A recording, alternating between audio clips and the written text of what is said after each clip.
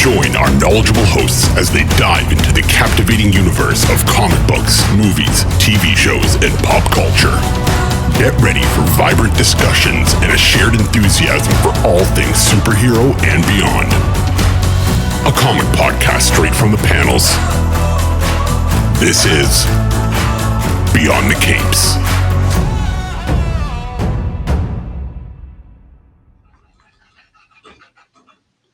All right, everyone, welcome back to another episode of Beyond the Cape podcast. With us today, B Mure of Avery Hills Publishing. We are here to discuss the book Disciples of Soil, writer, artist, all of the above. It's a great story, and we can't wait to get into it. Welcome to the show. Oh, thanks for having me. It's good to be here. Yeah. Wow, we're glad to have you. Now, it's always impressive when we have a graphic novel or comic book that does both the writing and the artist, because it's a lot to process on both ends of it. Getting into this field, did one come first for you, the writing or the art? I sort of always did both together, because what I found was that I would write a little bit of something and then get distracted partway through, start drawing it, and I'd like chop and change all the time. So it felt quite natural to go towards just doing both. Yeah. Growing up, was that just a common thing as a kid, and kind of into your later? It's just always like stories and drawings, just kind of hand in hand. Oh yeah, for sure. And both me and my younger sister, who's 3 years younger than me, we both sort of did them together and would like write things for each other, draw things, and go wild all the time. Awesome. Now, was it always kind of the plan, like as you kind of got later on in life, that you decided that you were ready to kind of get serious about kind of on this platform, like getting to a professional level on it? Yeah, when I was like a younger, sort of in my mid-teens, about 15, I was like, I had this wild determination that I just wanted to make comics. That's all I wanted to do. And I didn't really have like a game plan of being like, we'll work for this company or this company. I was just like, I just want to make them. And I kind of got sidetracked until like doing lots of other things, but still always having that big love for comics until, I guess my like early 20s again, where I was like, oh, we're going to get back into it. I could do this actually, and kept getting better at it. So, yeah. Yeah. Perfect. Now, with your story, and I'm not sure because I read it electronic, is it graphic novel format or comic format? No, it's funny. I'm always like, I find the differentiation between the two like really hard for me. To me, I'm always like, they're kind of the same, unless it's a floppy, then people are like definitively comics, or anything a bit thicker, people tend to go graphic novels. So I'm happy with either, but yeah, it's a thicker book, not a floppy. Yeah. I can't remember who I had on the show. There are certain stories that just work better as a graphic novel to have more information. There's nothing worse than getting a single issue and you just got introduced to a character, and then like it ends, you're like, all right, don't worry, next month you'll find out. Where graphic novel, you get a better chunk of this. You get time to kind of invest in the characters and what's going on. Yeah. And I've always been like really terrible at just even with ordering systems with comic shops, always been terrible at remembering to order monthlies or coming in. I'll be like, oh yeah, I really like that issue of that, and then I'll just space out and forget. I'm terrible. I've definitely done the same thing where I've come out of monthly and I forgot something or I do not remember what I ordered. Yeah. Now the story that we have that we'll talk about later here, obviously, is a pretty big epic. You set up pretty big work around the story. Was it always kind of the format then to kind of tell more of a longer story? I mean, I think it works really well for this story because you get invested very quickly. Yeah. So I was never really sure about it because I did sort of my first book that's set in the same world, although they're all sort of their individual stories about, gosh, it's longer ago than that. It was like maybe 7 years ago. I can't remember. Time is so weird. And I'd sort of had the idea for various stories set in this world, but I was like, I don't know how I'd do it. I don't know if they'd be like short little things. Like I did like a really short comic years before I did the first one that was literally about 5 pages. So I was never sure, but it was when Avery Hill were like, you want to do a bigger comic that I hadn't considered the possibility of doing something like more long form, just I think as partly like a confidence thing. I was like, I'm not sure how I'm going to do this, how am I going to find the time to do this kind of thing. Yeah. But, you got a great start to it. What I really like, I think, is the art, and it's probably good. I think like, and I could be wrong, as it seems more like watercolor, which I really like when people do kind of the loose drawing watercolor. I think we all know what a bold outline looks like thanks to Marvel and DC. Yeah. I think sometimes it gets lost. So when you have art this out, that more of a style always growing up was like kind of a more artistic expression, or did you dabble in quite a few? I definitely never been sort of like the bold line person, but there was like definitely a long time when I was growing up where I was like, I got very into like, I don't know, the concept art forums and stuff like that. It was really like, I'm going to draw super technically well, and kind of burnt myself out attempting to do that. Although, you know, a lot of the stuff I learned was really useful, and I focused less on how I was doing it rather than the thinking behind it and trying to understand shapes and that kind of thing. So when I sort of was like, oh, I've been like running into a brick wall too much, I guess I started to get more fluid and weird with it, and I've always loved playing with like loads of different materials and stuff. And always really enjoyed watercolor. I mean, story. I mean, it makes, like I said, I think story so unique is the art. I think if you had, and that's the other thing too, is that the animals, I think, is another great thing, as we've seen with Beneath the Trees. I think a lot of people really enjoy stepping away from the norm, and the story would have been good, I think, if you had drawn like accurate people. I think you're more because you can always find like your favorite animal or the way it's set up. And kind of makes you, I wouldn't say care for the character more, but it's definitely more interesting. Yeah, and I think it's just so much fun to do. It's fun to do loads of wild things with people faces too, but like animal faces, the squashing and stuff you can do is really great. Definitely. Now, with your characters and using animals for this book, did you have specific animals in mind? I know a lot of people always want to choose like foxes for like, the clever person, or predator for like the villain. Was that something you had also done, or you just really just, if it fit the character shape, you said, go for it?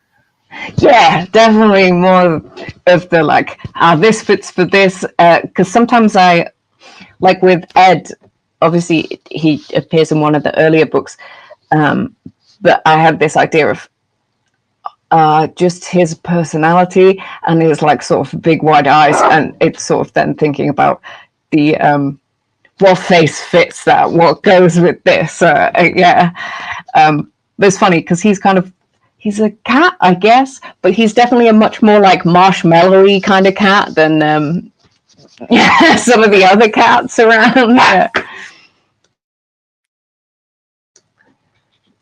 No, I think it fits really nicely. And again, I think the writing, also you doing the writing and the art, is obviously nice because you write and know your character, so you can there's no back and forth of, well, I wrote this, let me see how they interpret. Has that made the process easier for you, kind of doing it all on your own to a degree, obviously? Yeah, yeah, yeah. Like yes and no, because I think if you're working with like obviously if you're like a creative team, writers working with artists, if you're working with like the right person who you can really have like and the right story where you can like really have a conversation get going and have like a dialogue sort of back and forth about it and inform each other, I think that's probably quite exciting, like even though I imagine sometimes you might get stuck on bits, whereas because it's all in my own brain I can get more in my head about it, and although I can talk to like other like peers who do comics about my stuff, I find myself having to give like so much like backdrop to it because they don't necessarily understand as much what it all is. I feel like obviously people have had bad, sometimes people have bad experiences of writing in creative partnerships, or they're just, with deadlines and stuff, you could be working on something great, but the pressure is like a lot. I feel like there's probably something real good about being able to sort of like back and forth. But at the same time, I really enjoy pulling stuff out of my brain and making it real as well. So, yeah. Well, it's nice to have a complete story that is 100% entirely yours. So when it gets out there, I mean, like it truly is you on the shelf that the people are reading. Yeah, it's kind of wild. I still like the amount of that I've done. I still haven't really got my brain around it. Yeah. Now, what is also interesting about this story, and you said before that you had a short story kind of in the same world, and I thought the first time reading this, is you have set up a world, because there's a couple things in this book that we'll probably discuss later that leads me to a lot more questions than the ending, as what happened midway through that I have more questions on. All right. Yeah. Do you see this if you were to do another book, or they said, hey, this story did really good, everyone wants to see more, do you think you would try to do another story, or do you think you could just see yourself building a world off of kind of what you created? Oh, for sure. I mean, this is what I've been doing. So I've done how many before this one that's sort of set in the same world? Like 4, I think it is. Yeah. So they're all like individual stories, exploring bits of it. And theoretically, the one that I do after this is like the last, like my last contracted one. But I think I'm going to just keep doing it kind of forever, because I could keep like dipping in and out. And there's stuff about, I know sometimes with world building, people like to have everything super mapped out. And I really like to like sort of fly by the seat of my pants, which I think, it could cause issues for you. But what's fun about that is like, you're like, I feel sometimes I'm like, oh, I'm wondering about this aspect of this world, and sort of making the story to figure that out and to explore that. It's really cool. Yeah. No, I think it works out. Because I talked to an artist once that kind of had a similar approach. And he said, yeah, I don't have a string theory wall in my room that every panel. But he said it's amazing because I can go back and reread some of my old work and be like, when did I draw this? Why do I not remember this? And yeah. Oh, I can't wait to build. Yeah, for sure. Like it's because I don't very often reread my own stuff, and it's only hearing about other people doing it that I've started doing it, and I go, oh yeah, what about this thing that I thought nothing of at the time? Like it's great. It's like it came from somebody else because it's so long ago. Yeah. Awesome. So obviously you have another book in the works after this. Obviously, as we'll get into. Where do you see kind of your book story going in the next few years? Do you see yourself kind of sticking to this long format and telling these epics as we move across the multiverse, or are you looking to dabble, like maybe do that project, but then maybe collaborate with someone else, because now that you got a taste of it, you want to kind of branch out in the different pots? Yeah, definitely. I'd love to do some branching out. Like oh wow, my cat just did some real acrobatics there. Yeah, it's been great working on the really long form stuff, but I think I'm super keen to like experiment with different things, different genres, and I think it'd be really cool to work with someone else's writing, things that, like,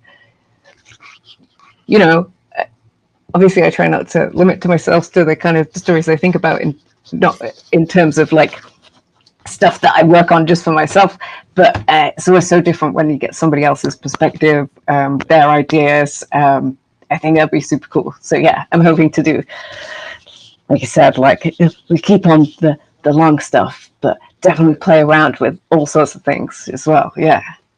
Do you have a secondary genre that you would be interested in trying your hand at? That I'd really love to do wildly. I'd really love to do some more like horror stuff. I think that would be great. Yeah. Yes, as reading your comic, and like I said, the trees, I think is really kind of scratching. Yeah. A lot of your characters in your book definitely fit themselves to a horror story for sure. Especially the ending. There's such room for that. Ah, nice. Yeah, that's good to hear. No, Parsnip agrees as well. Yeah. Hey. Good. So obviously the whole reason we're here is to talk about Disciples of Soil. I know first book I previewed. It's out as we discussed. Where did this story specifically come? Was this one that just you were just thinking one day and it just popped up, or was it kind of like you wrote a short story and now you're ready to expand on that short story? Yeah, so I did like a tiny book. It was a few years ago, which is self-published. I've only ever had it at zine fairs and stuff. We're trying to get online shops of so other people can get it as well. It's called Postcards from Izmir, and it's like just illustrations with like a little bit of fiction alongside. So some of them are like folk stories, some of them are like aspects from like excerpts from like books within the world. And there I did a tiny bit about like a religion that exists within Izmir. And it was doing this. I drew this bird nun, and I was like, I like her. I should do something with that. Yeah. And then when we were coming up with ideas for the new book, I was like, oh yeah, this part, the underground lizard worshipping nuns. That'll be great. Definitely. Yeah. And it was really for everyone listening. If you had to describe the book or tell them what your book is about, what would be your synopsis of this story?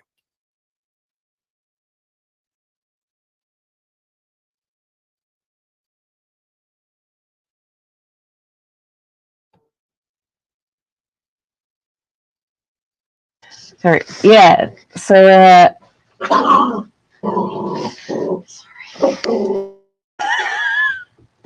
he's real mad today. He's really on one. He's had a big walk. Yeah, so it's about a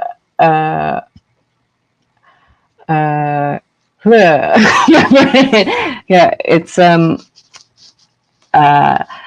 about a railroad being built within the city, and lots of like civil unrest around that happening, and there's also these nuns whose goddess is a big worm that lives underground, and yeah, it's all about that. Yeah.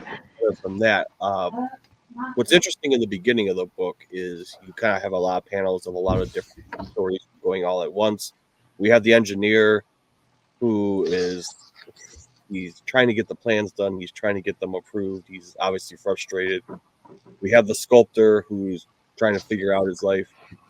We have the family that the sculptor lives in with the shed, who are trying to stay with kind of the riots and what's happening, but staying away and staying safe. We have all these different stories, as we kind of see this story unfold, are we going to see it kind of all blend together into a climax?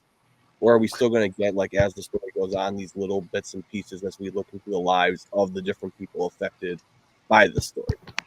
Yeah, I'm hoping to do a little bit of both. As I've been like, I'm still planning out, I'm still writing it, but as much as it's like, oh, it's nice to have the bringing together of everybody. One of the things I love most is doing these like little vignettes, little like quiet moments. So I'm trying to like strike the balance right of having this like climactic kind of thing going on, but also how individuals' lives are affected throughout it and what they're doing. Yeah. No, definitely. And I think it works out nicely because you, like I said, you introduced quite a few characters, which is impressive. The first part of the story, having so many different characters to kind of keep track of. You definitely want to see why they're in the predicament. I know for me, seeing Ed as a sculptor, why is he living in the shed? Was it just, bad fortune? How does he know everyone involved? But it was nice to then see him get involved in kind of the riot that we see later as they're trying to build this train station, which is also interesting for this story because it's definitely a tale of civil unrest. You can take a lot of parallels from our world today, whether you're here in America or you're overseas. Yeah. Enough news to know that everyone's getting a little taste of unrest. Was that kind of part of your, just kind of for you, reflecting on what you're seeing, kind of what's around you into the story? Oh yeah, like definitely like a girl, especially as like I've got a lot of friends, got a lot of people involved in like activist circles, like community groups, or it like in small and big ways, all across. And I think all throughout while I've been writing all of the books, there's always like a big there's always like an undercurrent of like political unrest or corruption or something like that. And I think just because it's something that I think about so much of the time that it felt strange to me to not have that seep into it. And with this one, because I hadn't like touched so much on like big sort of demonstration type things, people in the street, that kind of stuff. It was like, well, this is what happens. This is every time, all the time. Like if you have this sort of like boiler pot situation going on with, This is what's gonna happen. yeah. It was like impossible not to. Yeah. Sure. And I think that was probably one of the best parts of this first book was kind of I would say that was like the first big climax, which is also nice because doing two big climaxes in one story, as we have the very end, is always a lot to undertake as you're writing a story. A lot of times, this story climax peak, kind of we end out the story. You ended on a cliffhanger, which I'm a big fan of, especially again in long form stories because I know that there is going to be another bigger section that's going to explain it. Was it hard in your process though to end on a climax? Because I know for some people it's really difficult because you know that the next part of the story is going to be so much more.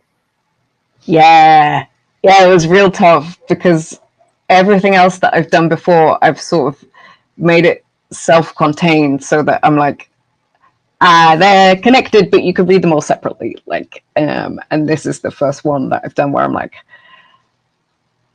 oh, yeah, there's a direct continuation is going to happen. And while I was thinking about it, I was like, am I going to do it? Am I going to finish it there? And I'm like, yeah, hell yeah, I'm going to do it there. And at this point, you have to. We're all not do it. So, whoever's listening, Avery Hill, make sure that the second story gets out because I'm too far into the story to give up. Now, the one thing that was very interesting in this book that I have to know how the idea got drawn out and done was that first model of the train. All I could think was the Cronenberg machines, where you have the weird legs and everything. Yeah. Inspiration was, it was one of the most interesting trains I've ever seen. Yeah, I drew it in a sketchbook like a couple of years ago, maybe like a year and a half ago, and I was like, what if it was really messed up? And I was like, I have no idea how this physically would work. Like, my dad's an engineer, which is part of why we have the bit at the beginning with the engineer being like, oh my god, how is this gonna work? I was like, feasibly, I got no idea. But I was like thinking about Baba Yaga huts and the legs and stuff, and oh gosh, I think there's definitely some animated thing I've seen, and it might have been in Spirited Away, where there's like legs going like this, or like a ton of them. Like one half picks up, the other half goes down. And I was thinking about how horrible and noisy it would be if it was like that rather than wheels. And then I was like, oh, we've got to make it super ostentatious as well, which is why it has the wild big lion head and stuff at the front. Yeah. No, seeing it, all I could think about was the one person that made, I think it was an indie video game where it was like Thomas the Tank Engine with spider legs, like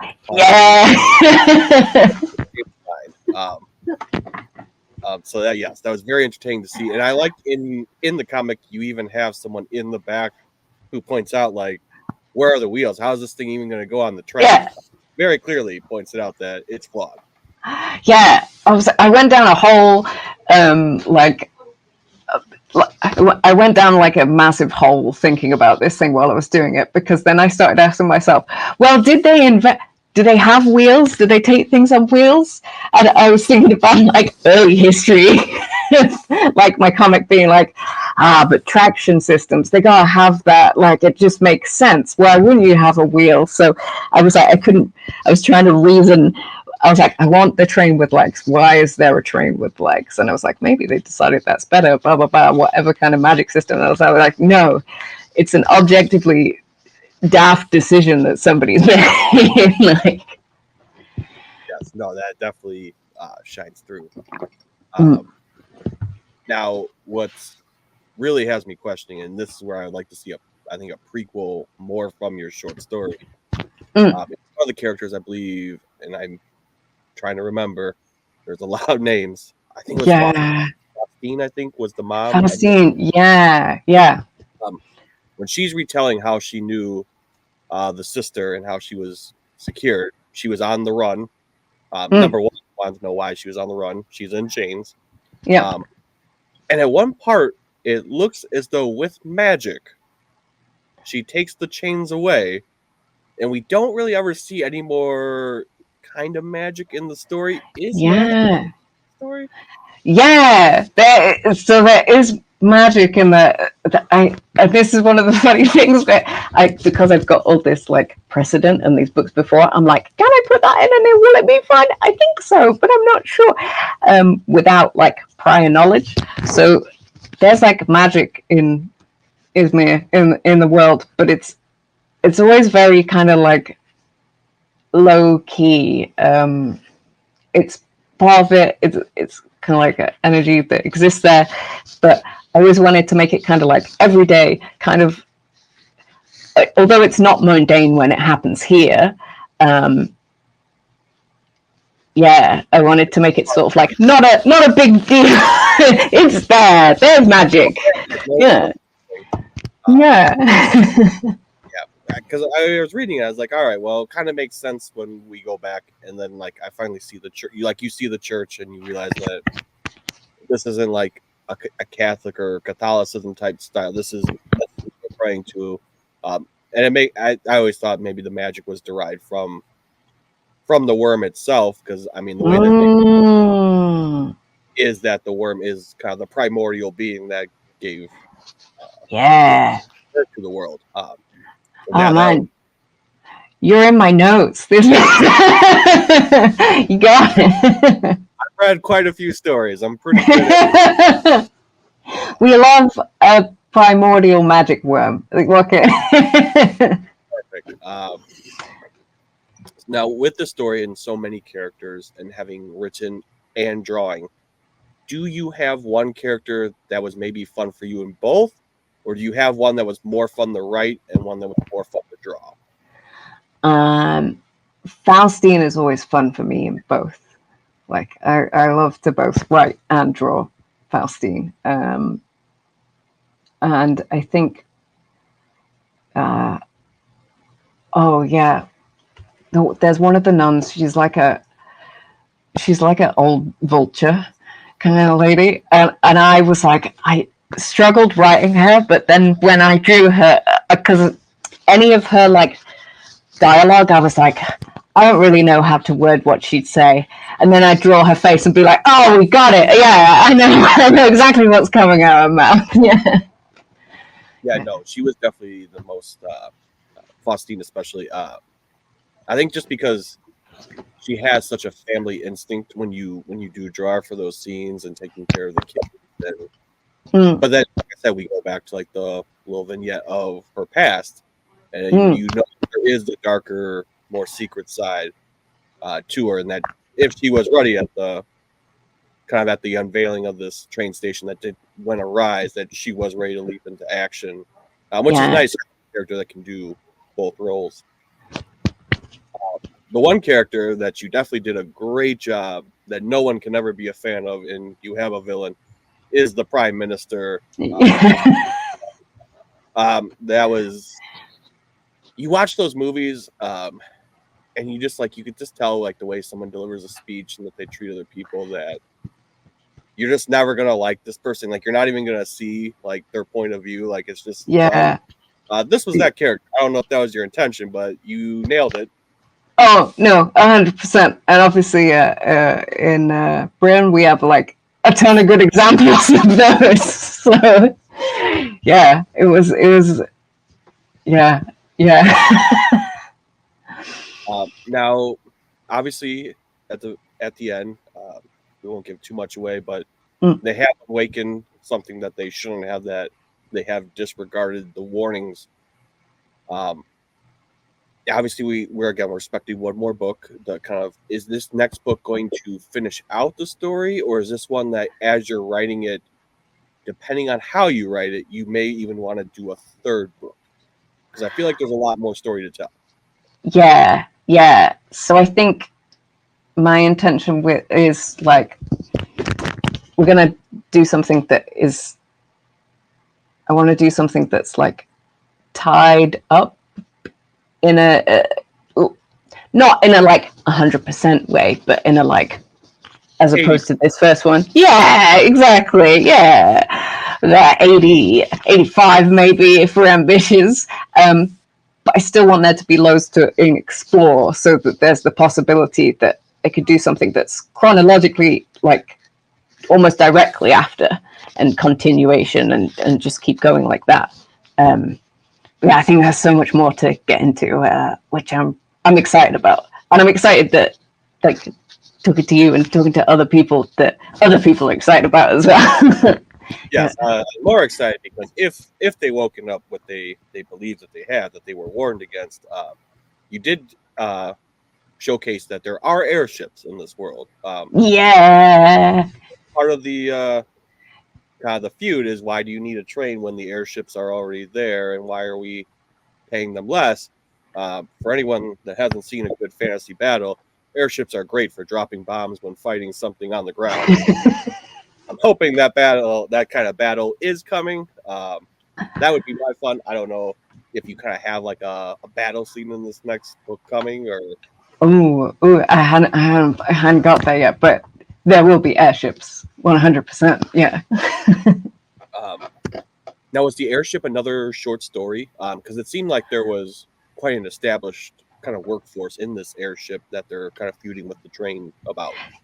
Yeah. So in I think it was the second book that I did, Terrible Means, there's some stuff about the airship, but I'd always intended, when like when I was younger and thinking about this world, although it looked like super different then, it's something that's been in my brain for forever. I was like, yeah, there's going to be airships because airships are cool. Yeah. No matter which way you see them, either on the sand or in the sky, airships are fantastic. And so like fun to draw, and anytime I see like I read a comic where I'm like, you get this beautiful shot of an airship and it's like streaking through clouds, or like you say in sand, wherever it is, I'm like, yeah, that's good. Well, it's funny because I mean, you said one of the styles you'd like to do is horror. It seems like you're pretty much geared up that if you were to do another story, steampunk is just waiting to call your name. It seems like we already got down for it. Yeah, we could go there. It could happen. I can't draw it. I can't draw a good cock, unfortunately, but I'll do my best. Perfect. Well, we got the next story lined up after this one. Everyone's going to be excited there. Yeah. Now, where would you like to see kind of this book go? Because is this like your first like big story like kind of coming to shelves, or is this kind of one of those like you've kind of experienced this feeling before? Because having a publisher and getting this long format story is huge. Yeah. So we've done with Avery Hill. We've done the shorter books before, but yeah, this one feels bigger somehow. Not just in terms of length, but like kind of grandiose. Yeah,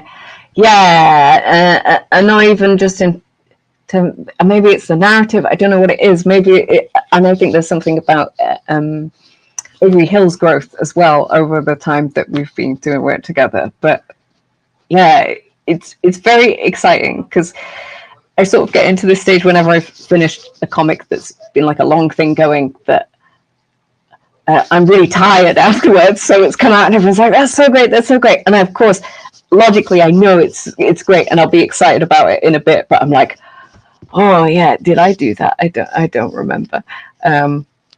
Whereas this one, I'm like, oh, oh, it is. Yeah, it kind of hit immediately.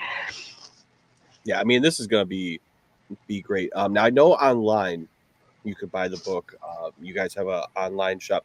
Is this also out in the stores or kind of in the shop? Yeah, so it should be available to order or in some shops already. I know previous books, some people have found them in their libraries, which is awesome. I love that. Yeah, so it should be. Now, have you actually gotten a physical copy of it? Like, do you actually have a physical copy? Yes, I don't actually have it with me because I got it and I was super excited about it, and then I gave it to my parents. Which I'm now like, why did I do that? But I was so excited, and my dad particularly gets very excited about it. So it's like I have a present, a special preview. Well, that's what I always like to ask people with, because I think it's so rare when you spend all this time creating something and then someone says, "Here is like the manifestation of all your hard work," and you in your hands. It's amazing, especially. Unfortunately, I don't have them here. I have them in the studio, but because the pages are traditionally, I literally, when the book came in the post, I was able to be like, here's my stack of comic pages, and here it is in book form, and it's wild. It's so good. Yeah, I mean, any comic book, graphic novel, whoever is in this medium can tell you, seeing a book, whether in shelves, I think the most real part, and people can always laugh, like, oh no, they want to see the art, they want to see it. Biggest thing is seeing, even in the smallest print, is your name spelled out either on the bottom, the top of the book, the side of that book, knowing that you own it. Like, this is take it away from you. Like, this is the ownership. Yeah, it's surreal. Yeah. Now you have a great start. Obviously, you have these small stories. We're getting this really great story. Where would you like to see in the next few years, kind of as you move through this medium? where would you like to see yourself grow from here? Oh gosh, do you know? It's a hard question. I really have no idea. I'm so open to doing like a ton of different things. What I love to do is just to do more of it, because obviously making comics it's tough. Anyone will tell you, especially if you got to do. I do a lot of like illustration work alongside to get by, and it would be awesome to do just more of it, tell more stories. Having this stuff in my brain where I'm like, I don't know when I'm going to get round to that one and that kind of stuff. So I think I would love, even if it's just for myself, to be able to do some, like we were talking about earlier, some of those shorter things to get them out there, like try a load of different stuff. I'm just excited for growth of where it's going to go, because I feel like it's wild to get to the stage where you're like published and you're doing it, but like every time you do another comic, you get better at it and learn something about it. And yeah, I'm just stoked for that part of it. The process is great. Yeah. I think that's and it's crazy too when you can go back to your simple drawings or your short story, and then kind of like 10 years down the road when you look at just how much you've done and how different you were from day one to now, which is really great in the library. Yeah, for sure. It's really good. One last thing before we wrap everything up is on our show, we always like to promote that comic books and whatnot, there's no straight line. You don't have to go to school, work for Marvel, work for DC. That's it. You're out in the field. Do you have any pieces of advice, or for anyone that's listening that's not sure, like, can I even do this? Can I get into this? What would do you have anything that would help them, even if it's like use this pencil, get this note, like every piece of advice is always helpful. Yes. So pens, I use the I think it's called like a Mangaka Flex. It's a Zig pen. It's the fine one, and they're really nice for like doing drawings, and they're like water fast as well, so I can just watercolor straight on top of them. They're great. But also, if I ever get stuck making something, what I do is if I'm thinking through a story and I have my main story beats, but I'm not sure where I'm going from there, I literally like write them out and stick them on pieces of paper and cut them up, and I put them on a big table, and I move things around and add points where I'm like, I know I want to draw this, and I know when I want to draw this and here, and how do I get to it? And doing it physically as opposed to like just in a Word document or something on the computer helps me so much, because you can just chop and change things as you go. So that's pretty good. And the other thing is just the thing that everyone always says, which is like, just do it, no matter how bad it is, like how bad you think it is. Like, you're always going to get something out of it. Like, it doesn't matter whether your storytelling's not perfect, whether you're like, but my timing, my panels, my anatomy, all this, it doesn't matter. Like, just do it, because there's comics of like every kind everywhere. Like, definitely. Yeah. No, everyone hates hearing that advice. I know. All the time, like, you've interviewed all these people, what's the secret? I said, I can tell you right now, buying 10,000 sheets and drawing something every day, whether you hate it or you like it. That's just how the medium is. Practice. Yeah. All right. Well, this has been great. I know Disciples of Soil, we're all very excited. This, like I said, this first part of the story is fantastic. I cannot wait for the second part. Thank you so much. Obviously, it's out now. I know, I think Avery Hill, I believe I saw it is in the store for either, I don't know if it's pre-order or order. I can never remember as well, like where it's out at what time. I'm terrible for it. Yeah. Well, obviously, though, your local bookstores and averyhill.com are the best places to get it ordered or pre-order. Look for it out in the shops. When do you think, roughly, if you had to estimate, when we might see the part 2 to this?